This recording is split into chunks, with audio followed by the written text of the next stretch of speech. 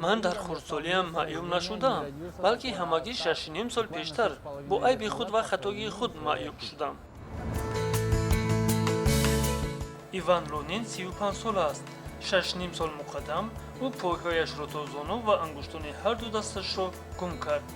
ҳоло ӯ дар маркази шаҳр бо фурӯши лавозимоти канселярӣ машғул аст. ба кори дигар даромада наметавонад. маълумот надорад. Недавно, буквально где-то 2 недели назад. 2 ҳафта пеш ман дар ин ҷо савдо мекардам.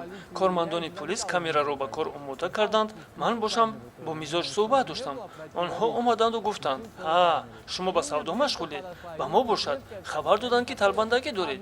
Тоб хӯрда баргашта рафтанд. Постукнулся по прошайке, развернулись, тоже ушли. вақтҳои холии худ иван бо шуғли дӯстдоштааш давидан бо аробача машғул мешавад. таи чанд соли охир ӯ иштирокчии доимии давҳои марафонӣ дар Қазоқистон ва берун аз он аст. После Алматы она порвалась, сиденье. нишастгоҳи ин аробача баъди дави алмато дарид ва лозим омад ки ба конадӯз муроҷиат кунам. ман як гилеми амрикоӣ доштам аз занбар ва акнун онро ҷамъ мекунаму он тайёр аст.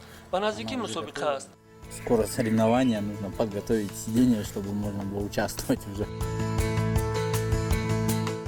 агар шумо таърихи аҷиби худро дошта бошед ё ин ки шумо ба қаҳрамонҳои ин барнома кӯмак расонидан хоҳед, пас ба суроғи электронии мо allow.kz нависед.